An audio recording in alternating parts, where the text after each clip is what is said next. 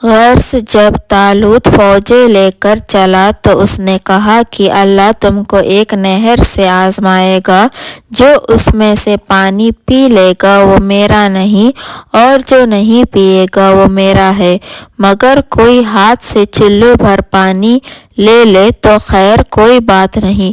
پھر جب وہ نہر پار پہنچے تو سوائے چند کے سب نے پانی پی لیا۔ اور جب طالوت اور ان کے ساتھی مومن نہر کے پار ہو گئے تو وہ بولے کہ آج ہم میں جالوت اور اس کے لشکر سے مقابلہ کرنے کی طاقت نہیں۔ جو یقین رکھتے تھے کہ اللہ کے سامنے حاضر ہونا ہے تو وہ بولے کہ بسا اوقات تھوڑی سی جماعت نے اللہ کی مہربانی سے بڑی جماعت پر فتح حاصل کی ہے، اور اللہ استقلال والوں کے ساتھ ہے۔ اور جب وہ لوگ جالوت اور اس کے لشکر کے مقابل میں آئے تو کہا کہ اے ہمارے رب، ہم پر تو صبر کی دھاریں کھول دے اور ہمیں لڑائی میں ثابت قدم رکھ اور کافر کے لشکر پر فتح یاب فرما۔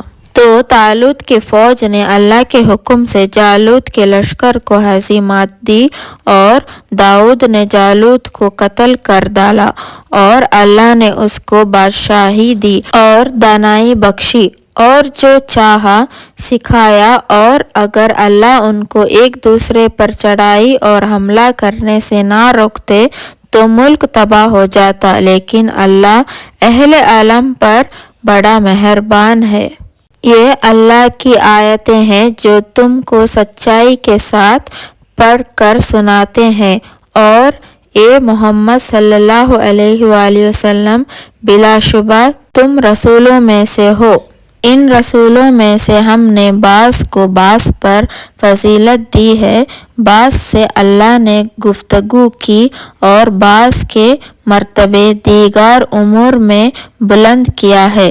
اور ہم نے عیسیٰ ابن مریم کو کھلی نشانیاں دی اور روح القدس سے ان کی مدد کی، اور اگر اللہ چاہتا تو ان کے بعد جو لوگ ہوئے اپنے پاس کھلی نشانیاں آنے کے بعد آپس میں نہ لڑتے، لیکن انہوں نے اختلاف کیا تو ان میں سے بعض ایمان لے آئے اور بعض کافر ہی رہے۔ اور اگر اللہ چاہتا تو لوگ باہم جنگ و قتال نہ رکھتے، لیکن اللہ جو چاہتا ہے کرتا ہے۔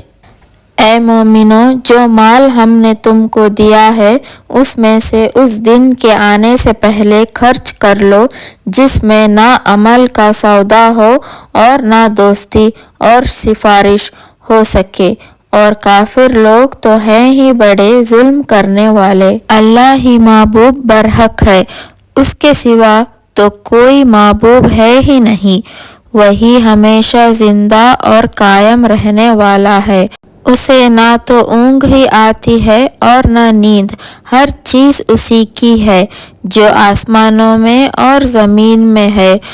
کون ہے کہ اس کی عزت کے بغیر اس سے کسی کی سفارش کرے؟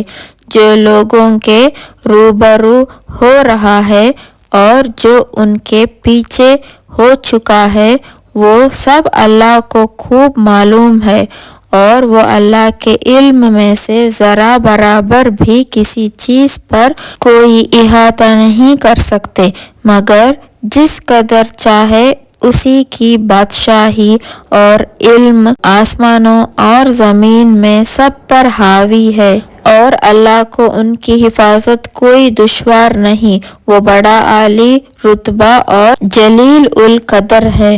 اسلام میں کوئی جبار اور قاہر نہیں، ہدایت صاف اور ظاہر ہے اور گمراہی سے الگ تھلگ ہے۔ تو جو بتوں کو مانتا ہی نہیں اور اللہ ہی پر پورا یقین رکھتا ہے تو اس نے ایسی مضبوط رسی ہاتھ میں پکڑ لی ہے جو کبھی بھی ٹوٹنے والی نہیں ہے، اور اللہ تو ہے ہی سب کچھ جاننے والا اور سننے والا۔ اللہ تو مومن کا دوست ہے جو ان کو اندھیرے سے نکال کر روشنی میں لے جاتا ہے، اور جو کافر ہے تو شیاطین ان کے دوست ہیں جو ان کو روشنی سے نکال کر تاریکی کی جانب لے جاتے ہیں۔ یہی لوگ دوزخی ہے اور وہ اس میں ہمیشہ ہمیشہ رہیں گے۔ کیا آپ نے نہیں دیکھا اس کو جو ابراہیم سے ان کے رب کے بارے میں جھگڑا کرنے لگا؟ وہ غرور میں تھا کہ اللہ نے اس کو سلطنت بخشی تھی۔ ابراہیم نے کہا کہ میرا رب تو وہ ہے جو جلاتا ہے اور مارتا ہے۔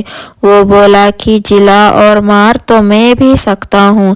ابراہیم نے کہا میرا اللہ تو مشرق سے سورج کو نکالتا ہے، تو اس کو مغرب سے نکال دے۔ کافر لاجواب اور مبہوت رہ گیا، اور اللہ ظالموں کو ہدایت نہیں دیا کرتا۔ اسی طرح اس شخص کو نہیں دیکھا جو گزرا ایک گاؤں پر اس حالت میں کہ اس کے مکانات چاٹوں پر گر گئے تھے، تو اس نے کہا اللہ اس کے باشندوں کو مارنے کے بعد کیوں کر زندہ کرے گا؟ تو اللہ نے اس کی روح قبض کر لی اور 100 برس تک اس کو مردہ رکھا، پھر اس کو دوبارہ زندہ کر دیا اور اس سے دریافت کیا تم کتنا عرصہ مردہ رہے ہو؟ اس نے کہا شاید 1 دن یا اس سے بھی کم۔ اللہ نے کہا نہیں، تم 100 برس مردہ پڑے رہے ہو۔ اپنے کھانے پینے کی چیزوں کو دیکھو، بالکل نہیں سڑے۔ اپنے گدھے کو بھی دیکھو جو مرا پڑا ہے۔ ماحصل ان کا یہ ہے کہ ہم تم کو اپنی قدرت کی نشانیاں بتاتے تاکہ لوگ عبرت پاک دیں، اور گدھے کی ہڈیوں کی طرف دیکھو کہ ہم کیسے پیدا کرتے ہیں اور گوشت پوشت ان پر چڑھا دیتے ہیں۔ پھر جب مشاہدے ہوئے اور اس پر ظاہر ہوئے تو بول اٹھے کہ میں یقین کرتا ہوں کہ واقعی اللہ ہر چیز پر قدرت کاملہ کا مالک ہے۔ اور جب ابراہیم نے کہا کہ اے میرے رب، تو مجھے دکھا دے کہ تو مردوں کو کیسے زندہ کرے گا۔ اللہ نے کہا کیا تم اس پر یقین نہیں رکھتے؟ کہا کیوں نہیں، لیکن میں اپنے دل کو اطمینان دلانا چاہتا ہوں۔ اللہ نے کہا اچھا، 4 پرندے لو، پھر ان کو اپنے ساتھ ہلا لو اور پھر ٹکڑے ٹکڑے کر دو، پھر ایک ایک ٹکڑا ہر ایک پہاڑ پر رکھ دو، پھر ان کو بلاؤ، وہ ڈھونڈتے ہوئے تمہارے پاس چلے آئیں گے۔ اور یہ خوب جان لو کہ اللہ زبردست ہے اور بڑی ہی حکمت والا ہے۔